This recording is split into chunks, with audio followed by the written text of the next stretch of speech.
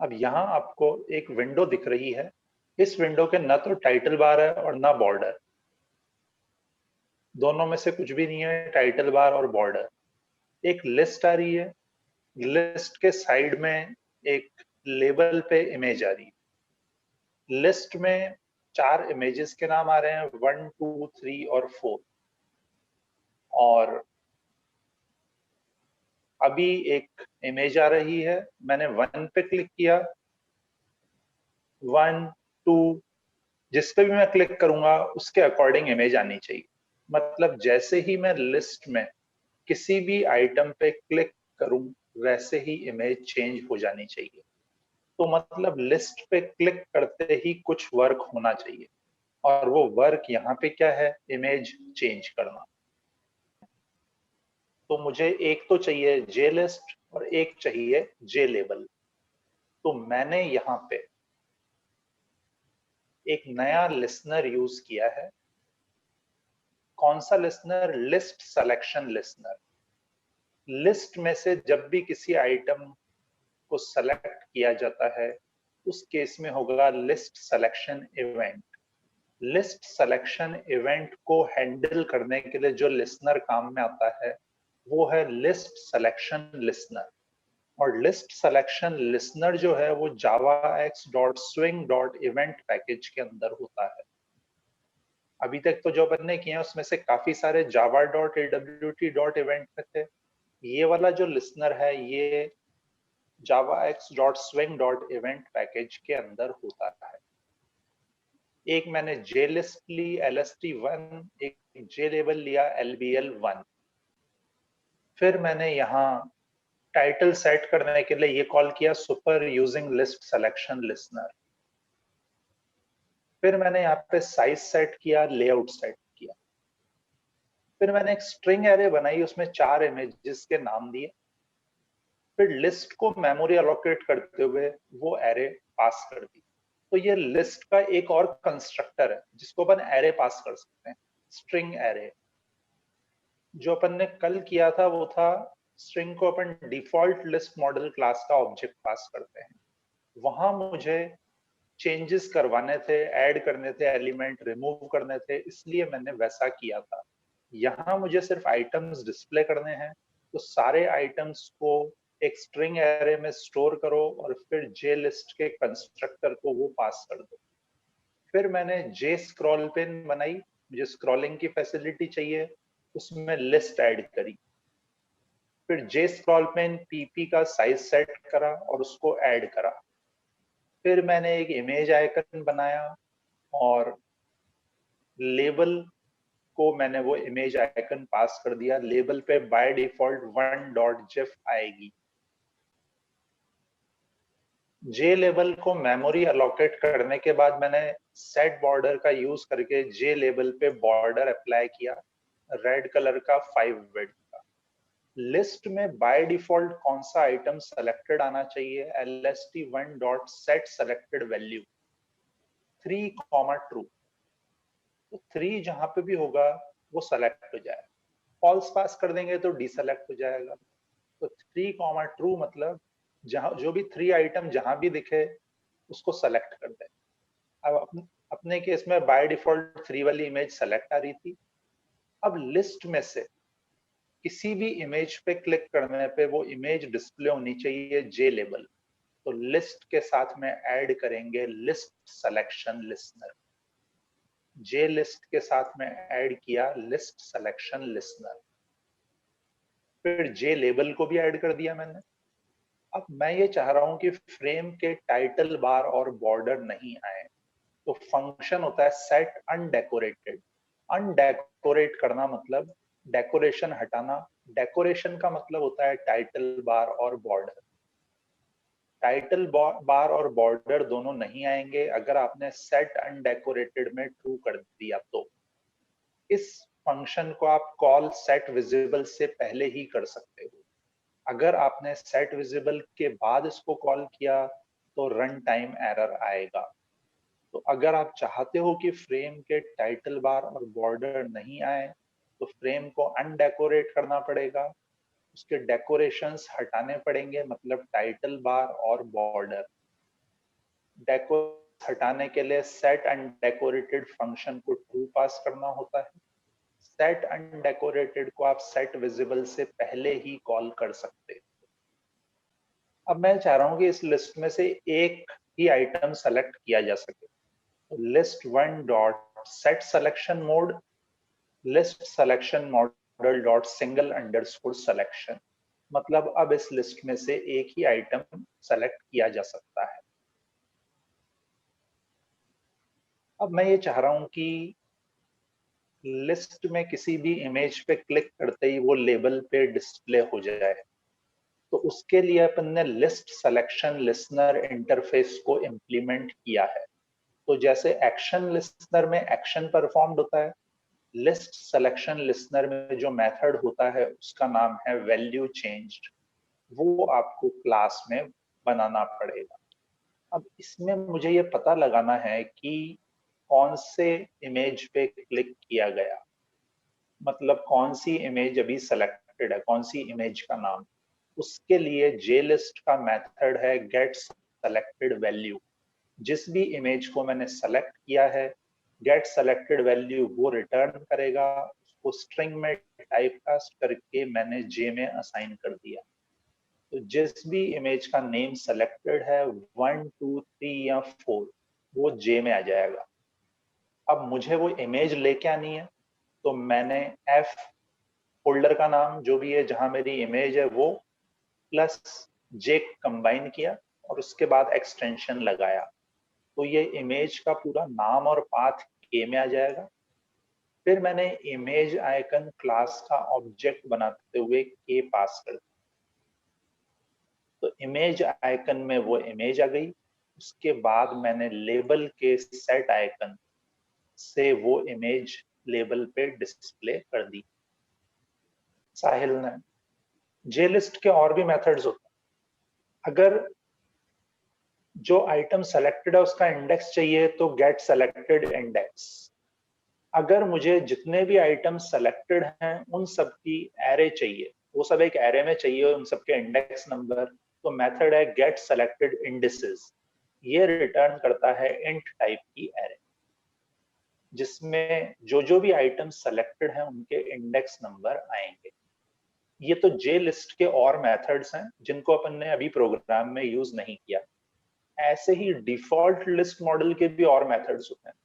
एक तो अपन ने ऐड एलिमेंट किया, एक होता है इंसर्ट एलिमेंट ऐड। जो भी एलिमेंट आपको इंसर्ट करना है वो और कौन से इंडेक्स पे इंसर्ट करना है। फिर एक सेट एलिमेंट ऐड होता है, कौन सा एलिमेंट कौन से इंडेक्स पे सेट करना है। सेट का मतलब ओवरराइट, उस इंडेक्स पे जो भी होगा उसकी जगह नया एलिमेंट सेट हो जाएगा। इंसर्ट से उस इंडेक्स पे इंसर्ट होगा, बाकी सारे आगे शिफ्ट होंगे।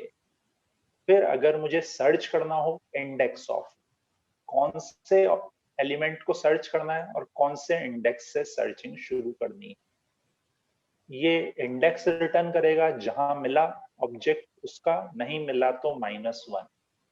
अगर मुझे ये सिर्फ पता लगाना हो कि है या नहीं तो कंटेन्स मेथड होता है जो डिफॉल्ट लिस्ट मॉडल में सर्च करेगा, मिल गया तो ट्रू रिटर्न करेगा, नहीं तो फॉल्स रिटर्न करेगा। तो आप अपनी रिक्वायरमेंट्स के अकॉर्डिंग इन मेथड्स को यूज कर सकते हो। नेक्स्ट कंपोनेंट जो अपन कर रहे हैं वो है JSpinner कंपोनेंट। जैसे आपको यहाँ एक स्पिनर दिख रहा है जिसमें 10 लिखा हुआ आ रहा है, अप एरो और डाउन एरो दिख रहे हैं। मैंने डाउन एरो पे क्लिक किया, 9 हो गया, 8 7 6 5। और जैसे जैसे मैं इसको डिक्रीज करता जा रहा हूँ वैसे वैसे जो साउथ अफ्रीका लिखा हुआ आ रहा है लेबल, उसके बॉर्डर की विड्थ डिक्रीज होती जा रही है। अभी 1 है, फिर 2 कर दिया मैंने, 3 4 5।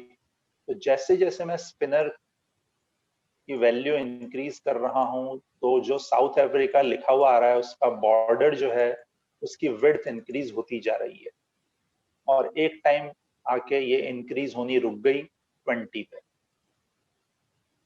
इसका मतलब मैंने इसकी मैक्सिमम वैल्यू 20 सेट करी हुई है। ये तो हो गया न्यूमेरिक JSpinner। जे स्पिनर कंपोनेंट है। ये तो ऐसा जे स्पिनर है जिसमें न्यूमेरिक वैल्यू आ रही है। अब जे स्पिनर दूसरा स्ट्रिंग वाला है ये, जिसमें साउथ अफ्रीका लिखा हुआ आ रहा है। साउथ अफ्रीका की जगह मैंने अप एरो पे क्लिक किया, दूसरे कंट्री का नाम आ गया। फिर अप एरो पे क्लिक किया तो ये इसके बाद नहीं आ रहा है। डाउन एरो पे क्लिक किया, साउथ अफ्रीका, फिर डाउन एरो नॉर्वे, फिर इंडिया। तो ऐसे ये वाला जो स्पिनर है, ये ऐसा स्पिनर है जिसमें लिस्ट ऑफ आइटम्स डिस्प्ले हो रहे हैं, और जो भी आउटपुट है वो इस वाले जे लेवल पे आ रहा है, सेलेक्टेड कंट्री का नाम और जो भी बॉर्डर साइज सेलेक्टेड है वो। अब जे स्पिनर तीन तरह का होता है, एक नंबर वाला, एक लिस्ट वाला और एक डेट वाला। तो इस प्रोग्राम में अपन ने नंबर और लिस्ट वाला यूज किया है। जे स्पिनर की वैल्यू जैसे ही चेंज हो वैसे ही कुछ वर्क होना चाहिए, तो उसके लिए काम में आता है चेंज लिसनर। तो मैंने इम्प्लीमेंट किया है चेंज लिसनर। चेंज लिसनर होता है javax.swing.event पैकेज के अंदर, इसलिए उसको इंपोर्ट किया है। तो मैंने यहाँ पे जे स्पिनर लिया SP और SP1। SP तो लिया है अपन ने नंबर वाला, और SP1 जिसमें कंट्रीज के नेम आ रहे हैं, और आउटपुट के लिए एक जे लेबल लिया। फिर इसके बाद मैंने कंस्ट्रक्टर के अंदर से swing 28 क्लास का ऑब्जेक्ट बनाया। बनाया उसके बाद मैंने यहाँ टाइटल सेट किया, साइज सेट किया। अब स्पिनर, नंबर वाला स्पिनर बनाने के लिए एक क्लास होती है spinner number model. Spinner number model type का वेरिएबल डिक्लेयर किया मॉडल, इसको मेमोरी एलोकेट करते हैं तो 4 आर्ग्यूमेंट वाला कंस्ट्रक्टर कॉल होगा।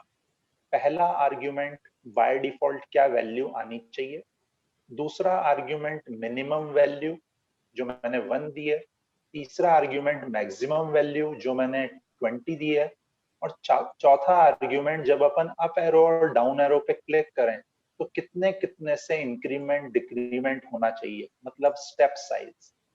अगर मैं यहाँ पे लास्ट आर्ग्यूमेंट में 2 दे दूं तो 1 के बाद 3 आएगा, फिर 5 आएगा, फिर 7 आएगा। तो एक तो मैंने बनाया स्पिनर नंबर मॉडल क्लास का ऑब्जेक्ट। फिर उसको मैंने SP वाले स्पिनर को मेमोरी अलोकेट करते हुए इस मॉडल को यूज किया, SP equal to new J spinner model. तो ये बन गया पहला जे स्पिनर। मैंने स्पिनर नंबर मॉडल क्लास का ऑब्जेक्ट बनाया, उसमें डिफॉल्ट वैल्यू, मिनिमम, मैक्सिमम और स्टेप साइज दिया जो मैंने इस लाइन में लिखा है। फिर इस मॉडल को यूज करते हुए मैंने SP वाले जे स्पिनर को मेमोरी अलोकेट करी। पहला आर्ग्यूमेंट है बाय डिफॉल्ट वहां पे क्या आना चाहिए, नंबर।